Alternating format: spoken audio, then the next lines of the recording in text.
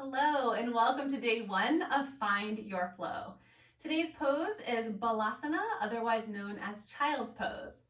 I have a blanket here. You're welcome to use a towel. I'll also be showing you a variation with a block. So if you don't have a block, you can use a couple of towels or a soft bound book would work as well. I'm going to show you two variations of Balasana, and then I will explain the different benefits of each variation. Then we'll talk about modifications to make this pose a little more accessible for you. We'll start with a version of Balasana that seems to be a little more accessible in the hips. So bringing your knees and your feet together in a tabletop position, start sinking your hips back towards your heels, and then allow your spine to just round over your thighs. And you can take your arms out in front of you, or you can take them back behind you with the palms up. So this would be more internal rotation of the shoulder joint. And then allow your forehead to relax down on your mat.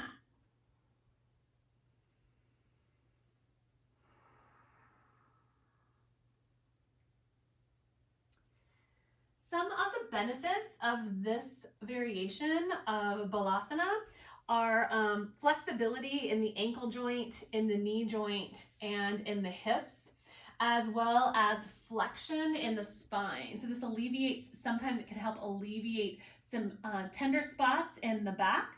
It also allows for a little internal rotation in the shoulder joint, which can sometimes feel really great on the space between our shoulders on our back. And then allowing your forehead to relax down either on the mat or, like I'll show you in a moment, on your block or on your block substitute is very grounding and also signals to your body that it's time to be more present and rest and relax. So there are some physiological responses that allowing a little pressure to release down on your forehead, or allow your forehead to release down on a solid surface is really, really beneficial. Okay, so another version of this Balasana pose would be similar setup, only we're going to take our knees wide, toes stay towards each other in the back, and then we sink our hips back down once again. Now we can extend our arms forward, reaching your fingertips towards the top of your mat, and then relax your torso down between your thighs, and then once again allow your forehead to relax down on your mat.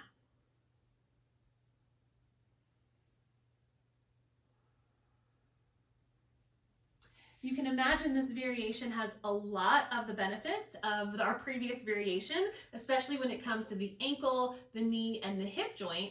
Only because we've made this space between our thighs and because we've taken our shoulders, or our arms rather, a little more forward instead of having this internal rotation behind us, then we actually are in a little bit of a back bend. So we have some spinal extension.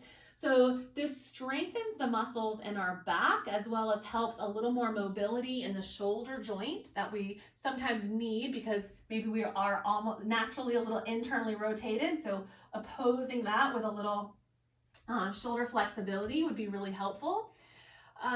If you are uncomfortable with rounding your spine, perhaps this is a little too much compression on the discs as you flex your spine, then opening your knees and allowing your spine to be long with a little bit of extension can sometimes alleviate that discomfort. So you really have to find the version that works for you.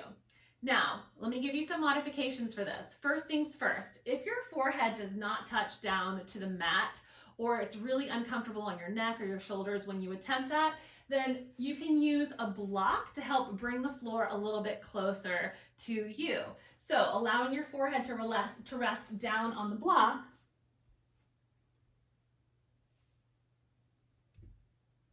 and then finding your child's pose from there. Most of the time, somebody's going to feel discomfort in their ankles or their knees. So I'm going to give you some modifications for this. If your ankles are just not comfortable in this position, then you can take your towel or your blanket and roll it up. We're going to create a little shelf for our ankles. So taking the blanket towards the back of your mat And placing your ankles on the blanket, whether your knees are wide or whether your knees are together, would be the same modification for the ankles.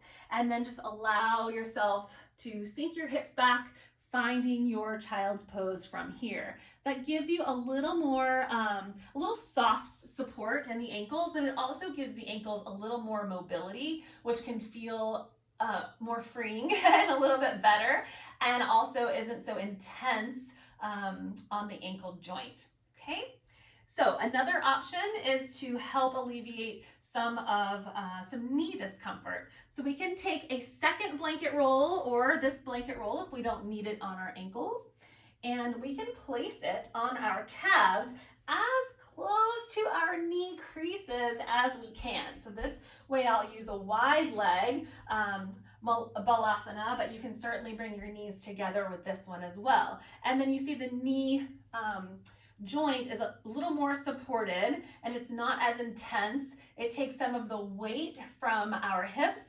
off of our lower body, so it's not as intense on the knee joint as well. So here you can find your Balasana.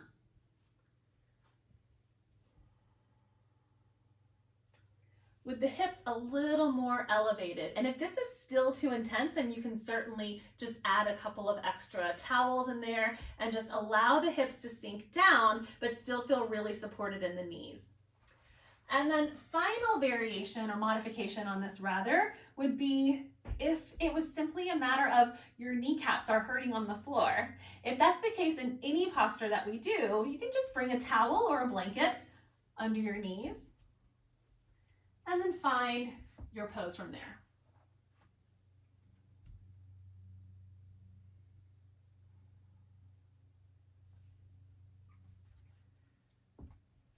So those are a few of the variations and modifications for Balasana. This is a pose that you will find in about 95% of yoga practices. It's my favorite way to start a practice, and our practice that happens in 30 days will start in this pose. So find what works best for you. Not all poses are going to be suitable for every single person. My goal in this 30 days of showing you a different pose each day is for you to find what works for you, understand what the benefits are, if there's a way you can modify